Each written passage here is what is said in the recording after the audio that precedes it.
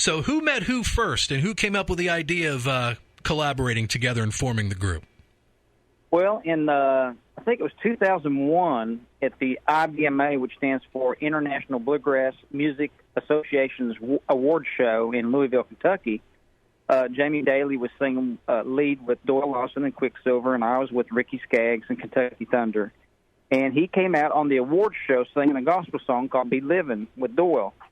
And man, when he went to the chorus, it goes way up with the vocal moves. And Ricky, myself, and Ricky's wife Sharon, we were all sitting there just absolutely dumbfounded by the vocals that was coming out off the stage. And I was so impressed by the time his performance was over on that one song. I had, of course, stood up and clapped and everything. And while he was walking off stage, I was walking backstage. And as soon as he come off stage, I was standing there and I had my hand out. And I said, "I'm Darren Vincent, and I'd like to be your friend." And we exchanged phone numbers. And a few weeks later, we met up at the Cracker Barrel Old Country Store, had some Uncle Herschel's breakfast, and talked about the music industry and music in general. And, man, we had a lot in common. And went driving around. He's a songwriter.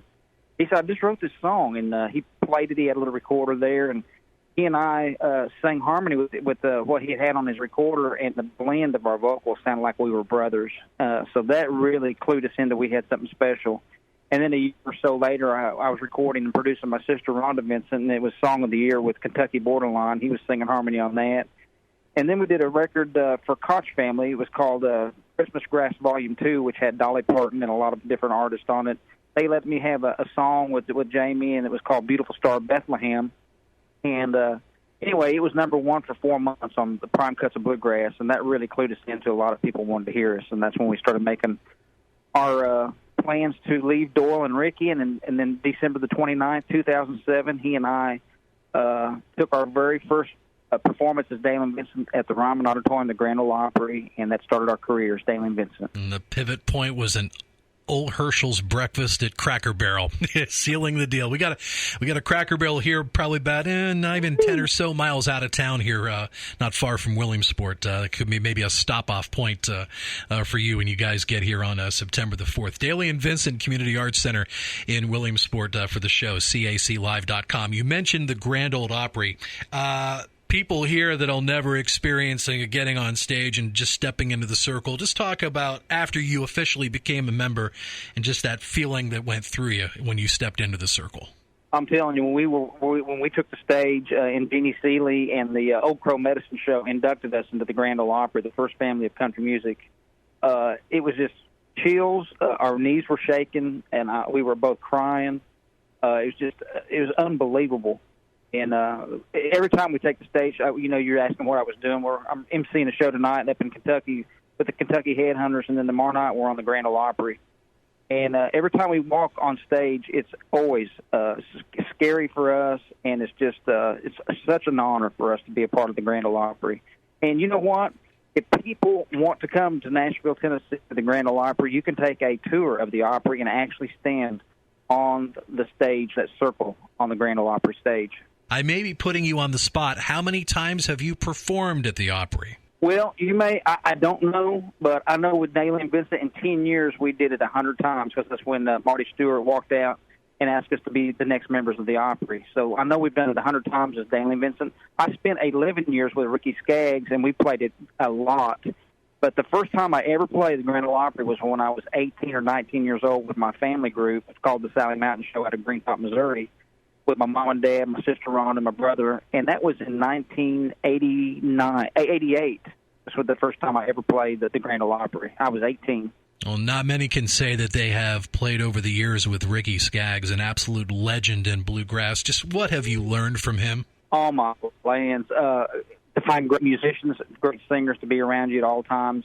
About the music business, things that it would take forever to talk on the phone, but just to be respectful to everybody. And you just never know who you're going to meet, so you just need to be respectful and not have an ego, and always honor the Lord with music. That's what I learned from Ricky. So name a song that you have not performed live that you would love to do live, whether in the configuration you're in now or solo. Wow. I always loved Peter Cetera of Chicago, And I think Hard to Say I'm Sorry would be the one I would love to do with Peter. I was a sophomore in high school when that song came out. Well, many slow dances in the gym at Lock Haven High School when that was out in '82, and that band is still going strong. Well over a half a century later, they're still kicking it on stage as well as you guys. They are awesome. I finally got to meet Peter at a place called Bob's Steakhouse in Nashville. He is such a kind-hearted person. I loved it. So let's talk about your PBS special. It has ran quite a bit, the Dailey Vincent ALIVE in concert. Has there been talk of maybe putting a new one together? That really catapulted us into making a weekly TV show for RFD TV for about 4 years, and now we are on Circle Network with the Grand Ole Opry.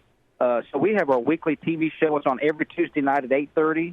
So the PBS special really gave us an opportunity to be on TV nationwide every week. So at this time, we have got a whole bunch of new shows out with a lot of different artists, like the Oak Ridge Boys, who are in the Country Music Hall of Fame, Clint Black, just on and on, a bunch of folks. Jay Coote just won the Voice a year ago. So it's given us an opportunity to have a weekly TV show. Tune into Circle Network. You'll love it. It's on Roku. It's everywhere. You can find it anywhere. And we will find Dailey and Vincent, Jamie Dailey, Darren Vincent, and their group with an incredible night of bluegrass, traditional country, and gospel. Find them at the Community Arts Center in Williamsport, Saturday night, September 4th, 570-326-2424, and CAClive.com. It's a pleasure to speak with you. Safe travels getting up here to Central PA leading up to September the 4th, and we hope to talk again with you down the line. Thank you so much. Have a wonderful weekend. So much. Have a wonderful weekend. So much.